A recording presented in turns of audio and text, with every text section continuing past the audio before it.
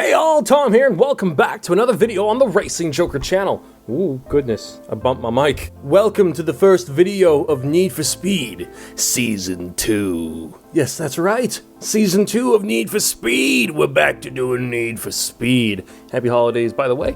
And in the spirit of Christmas, even though it's a little late to be putting things on your shopping list, we're gonna be talking about my and a blend of your wish list combined for what we want to see in Need for Speed 2021. So, here are 21 things we want to see in Need for Speed 2021. Now, this list could probably get a lot longer, but for the sake of not making a video that's 30 minutes long, we're just going to do 21 things for now. We'll see next year. So first up, number one on the list, I think this is very important. We need to have a story that you can ignore. Like Underground 2 or Most Wanted 2005. Like, it's a story that almost feels optional. A story that you can afford to not listen to. So it's not super intertwined with the gameplay. So like in Most Wanted 2005, you know, the whole story is your car is lost, it's very basic, you're starting from the beginning, and now you just want to beat people. And throughout the game, you get these text messages and voice like, what are they called? Voicemails. Technology. I'm from the 1970s, I don't know what a voicemail is. Did they have voicemails in the 70s? They might have, I'm not sure. Someone in the comments say when voicemails were invented. Anyways, so in Most Wanted 2005, you could basically ignore the story and get through the game and enjoy it. It didn't feel super short. It didn't feel super complicated. It didn't feel like you bit off more than it could chew. Your motivation, you should have the option to have two motivations. One is to relate to the motivations of your in-game character, whatever it is, to get revenge and get your car back, or the motivation that you had when you bought the game, which is you just want to race cars and customize cars. Think of it like an apocalyptic movie, right? There's a reason why I'm going down this direction. I've said this before. When you watch an apocalyptic movie and there are like 2 or 3 different like A and B stories that are just about like people getting to know each other, children reforging a relationship with their dad, and you're just watching that and you're going, we're wasting a lot of time when we could just be doing what we all want to do in the first place, which is watch the world burn. Some men just want to watch the world burn. I mean, and it's the same with Need for Speed games. It's good to have a story to at least kick everything off, but then after that, you know, it's just a distraction. You don't want it to be too important. It's not a movie. It's a video game. If it was a movie, it would be a little more understandable, but also the problem is we're probably never going to see these characters again. So why do we have to have their backstories shoved down our throats? You know, like in Heat. Did anyone give a shit about the story with the Rivera twins and what happened to their dad? I didn't. It felt like a waste of screen time because the game was trying to be a movie. Same thing with Payback. You know, it's just like, the game really wants me to care about these characters, but I just want to drive cars. So, anyways, I spent way too much time on that. If I spend that much time on every single one of these things, it's going to be a very long video. Number 2, we need a handling model where wrenching the e-brake on 90-degree turns isn't massively overpowered. Obviously, the handling model in Heat is a massive improvement over 2015 and Payback. It used to be, if you drifted, you went faster than people that drove like normal human beings. So it's an improvement, but you know, if you're going 180 miles an hour, you're gonna stop a lot faster by ripping the e-brake and turning to the left or whichever direction you need to go, and then pressing nitrous and just zooming out of that turn. I get that it's Need for Speed, but that's a little, you couldn't do that in old Need for Speed games, and they're not massively realistic either. So I think they need to continue working on the handling model. They're going in the right direction, but the e-brake is more like something that you do for fun or for drifting, not really to get yourself an advantage in a high-stakes, fast-paced race. Number 3, we do not want health bars on our cars, especially during pursuits. When we're in a pursuit, we want to be able to ram into cops most wanted style. Obviously, the cops in Heat were a massive improvement over 2015 and Payback, but that's not saying much.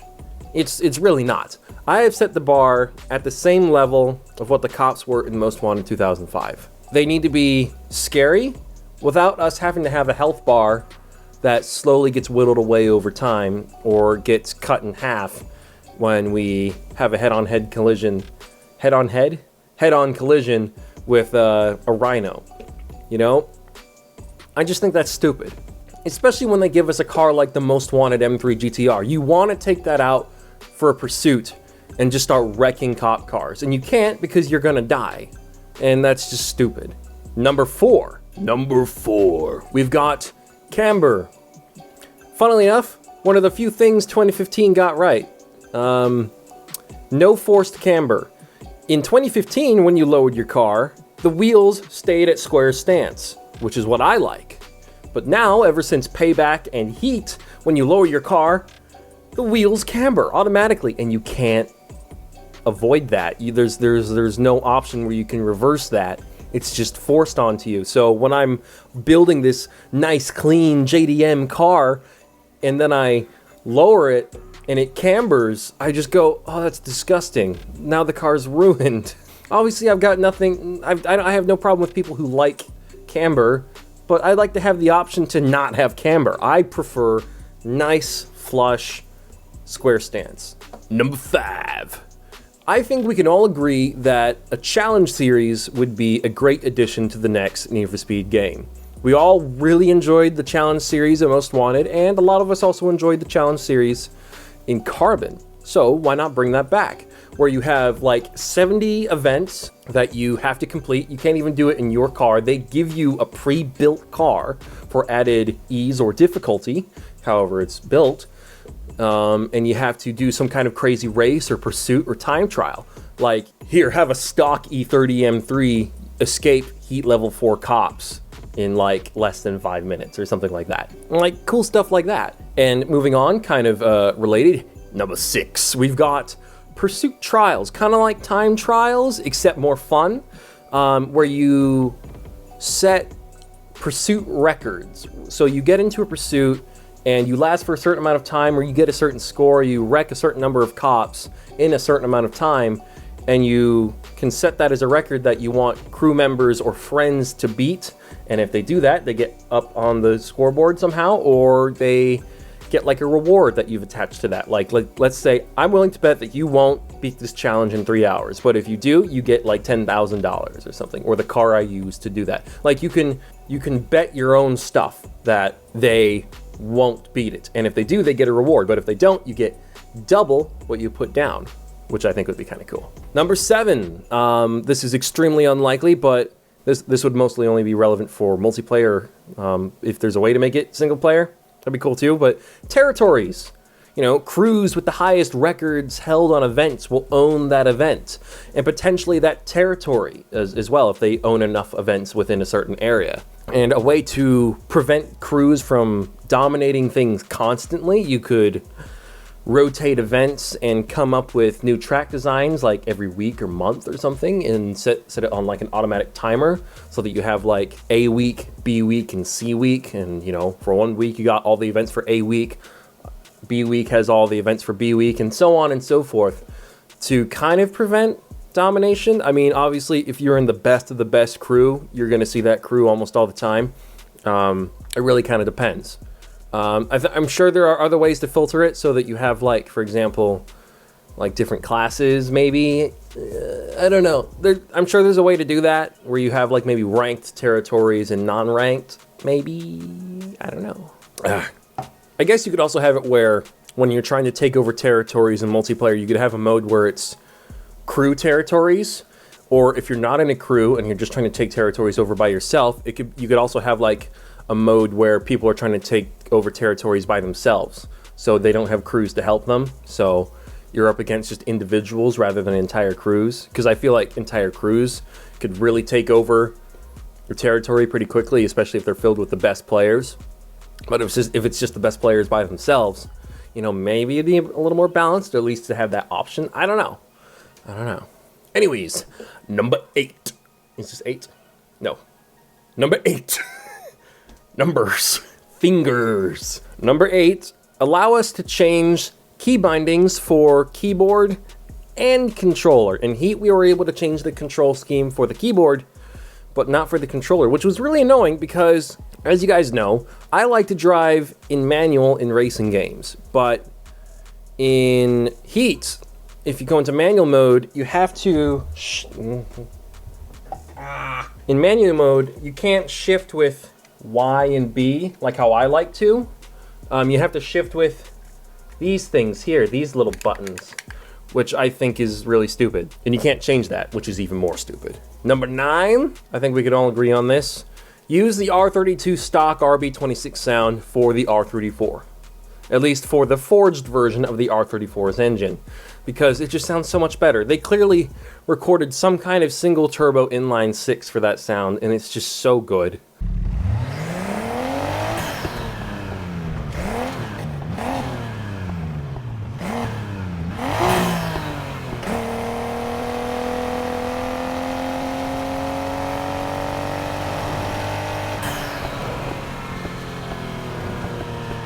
It's so much better than the stock R34 sound. I don't like the way stock R34s sound, even in real life. It's just not my cup of tea. I like single turbo ones. I like ones with equal front pipes, but not stock. I just don't think they sound that good. Number 10, put the damn full COS body kit and COS GT wing in the game for the R34. We've got it for the Sylvia, we've got it for the S2000, I think you guys told me that. Why is it not in the game for the R34? We've got that stupid Sunline Racing thing. Put the COS kit in as well. We need that. It's one of the most famous body kits the R34 GTR has ever been seen with, and it's not in the game. We've got the Z-Tune kit. We've got another Nismo kit. We've got V-Spec 2 parts. We've got all sorts of things. Give us the COS kit and the COS wing, and oh my god. You're going to see those R34s with those kits all over the place. People will gobble that up in no time. Number 11, the ability to pick different blow-off valve sounds under the exhaust tuning menu. And here are some examples. Turbo flutter.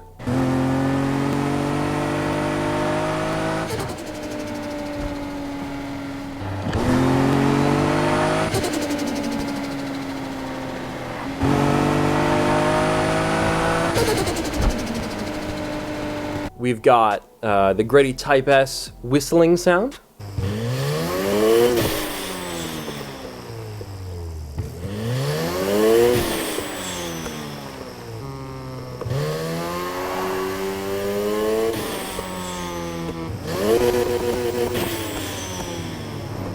Or a kind of, let's go with HKS sort of blow-off valve whoosh sound.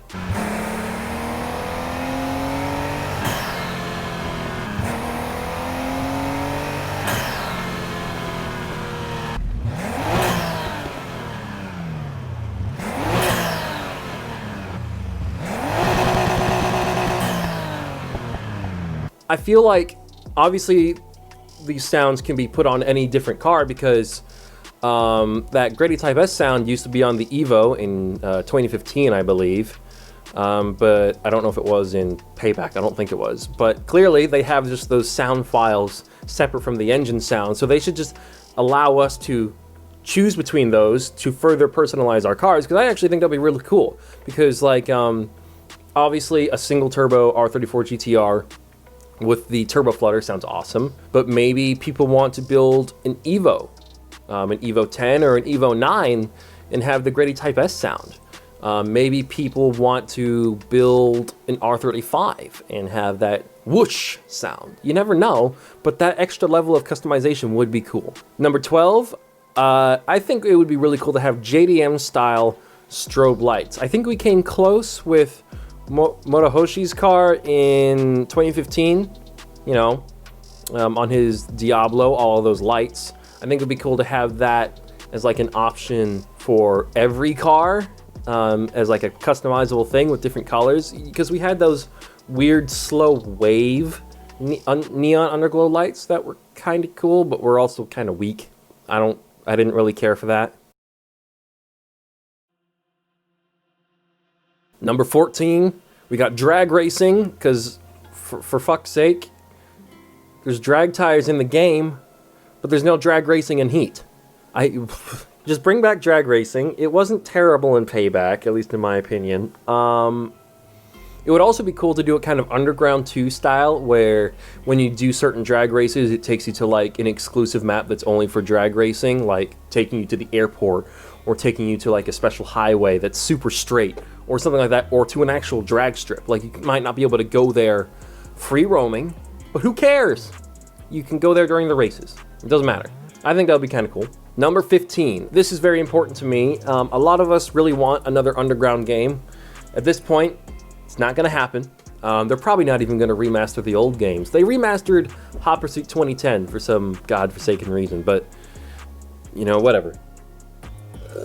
However, more night racing, more city racing, I should say, day or night, I think is a must. I think that's a really important part to Need for Speed at this point. You know, running through downtown streets, going through places that look like Times Square, you know, ducking in through alleys, and just seeing the big buildings whiz by you more often, I think is really, really cool. Heat had some good downtown city races, but the downtown city area is actually a really small chunk of the map. And this map kind of fell under the same trap as the last one, where it was, in my opinion, a good amount of city, but then a lot of straight stretches of road that were kind of boring to me, you know? Number 18, this was something that you guys suggested, a few of you. Pink slip races or ways to place wagers with other racers to increase winnings for yourself. And also don't reduce reward amounts after a race has been completed, because that's stupid. These games are predominantly played in single player. Making it harder to grind in a single player game is... I've got no way of voicing my thoughts on that without getting demonetized, so I'm just gonna say it's stupid. And that they should never do that again. Number 19, a separate pursuit scorekeeper or currency, like bounty or cost estate. Because, you know, racking up rep points during pursuits and having nothing else to, like, track your progress is kind of lame. Because, in actuality, you know, your rep is just what determines your level, and you always have, like, a fairly big number, like a fairly big amount of reps. So, seeing that just slowly tick up and getting nothing else for your efforts is kind of dumb. Kind of not fun. They should give us more ways to measure how much the cops hate us, basically, you know. Bounty, you get bounty when you wreck cop cars, you get a little bit of cost estate when you damage stuff, cop cars, the environment, whatever, crashing into civilians. And bounty goes up over time as well, like every 10 seconds you get a certain amount, kind of like in Most Wanted, I guess. We're just comparing this to Most Wanted, guys, 2005. It's just the holy grail, I guess. And now on to number 20, near the end, you guys. Thanks for sticking through it. We came close to this level of detail when it came to performance with the different types of forced induction we were given as options. We ended up having naturally aspirated, we had single turbo, we had dual turbo, which I guess is kind of twin turbo, and we had two different types of supercharges. We had screw and roots, I believe. So that's pretty cool. I actually really appreciated that. I thought that was kind of nice. To have those different customization options. But in the next game, I think it would be cool to have different types of transmissions. I think it would be cool to have standard 5 and 6 speed manuals. You know, they don't change gear quite as fast. There could be some benefits to having it or something, I don't know. Then you have 7 and 8 speed dual clutches as options, and then you can have, you know, fully automatics where even if you're in manual mode, you can't change gear in them, or maybe you can in some of them. Like, for instance, if you got something like a Ford GM 10 speed, I guess you could change gear in that, like if they ever add the Shelby GT500 to the game. Or you can get kind of like a drag racing power glide style automatic where you can't change gear at all except to go forward, neutral, or reverse. And that's really good for drag cars, you know. So if you get like a Camaro or an old Mustang or something like that, and you want it to be as fast as possible in the quarter mile, you put that in, and it does better than all the other gearboxes, even if you put the other gearboxes into automatic mode, even though you can't because it's drag racing. But, you know, an automatic gearbox in a drag car would make a lot of sense. So that would be kind of cool to see. And last but not least, number 21. We thought they weren't going to do this in Heat, but then they ended up doing it, but just... Well, not doing it. You know what I mean. I talked about this in my final thoughts of Need for Speed Heat, and I was very disappointed about it. Number 21, in the next game, no DLC cars that cost more than $199. I mean, $199 is already, in my opinion, too expensive. It should be like 99 cents or something. Because remember what I said in my review of the game? Heat was a $60 game with 127 cars. If you do the math, it's less than half a dollar per car, which made the $499 McLaren F1 DLC like 10 times more expensive than any car in the game in real life money. That's not a good deal, especially for a car that is potentially the fastest car in the game. Hennessy Venom GT Most Wanted 2012 vibes, anyone? That's pretty bad.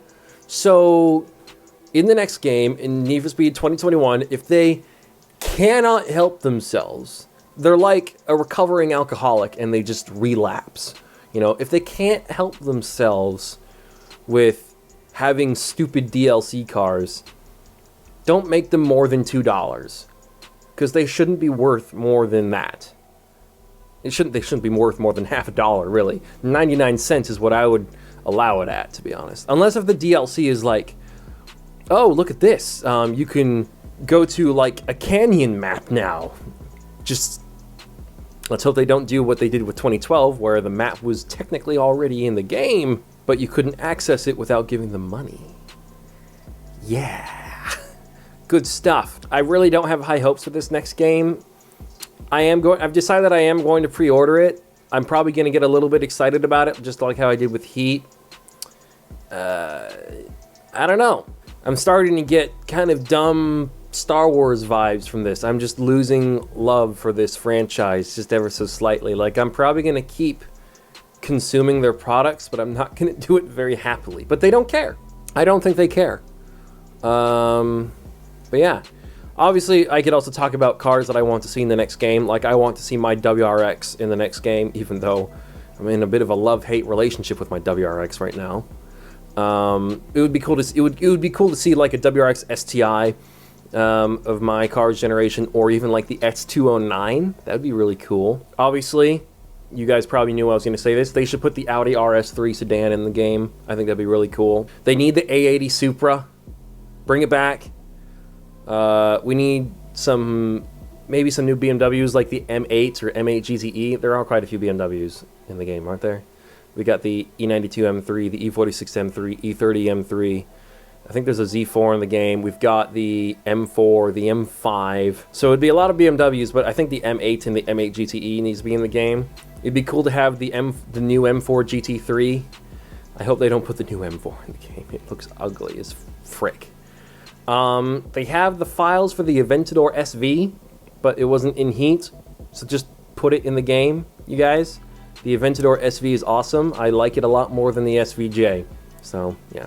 But hey, that's my 21 things for NFS 2021.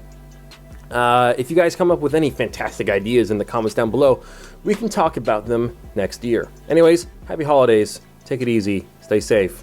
And, watch out for black ice and don't eat yellow snow. Bye.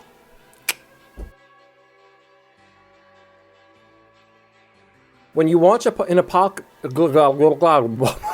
think we can all agree that a challenge series let's try that again. These games are predominantly making it harder to grind in a single player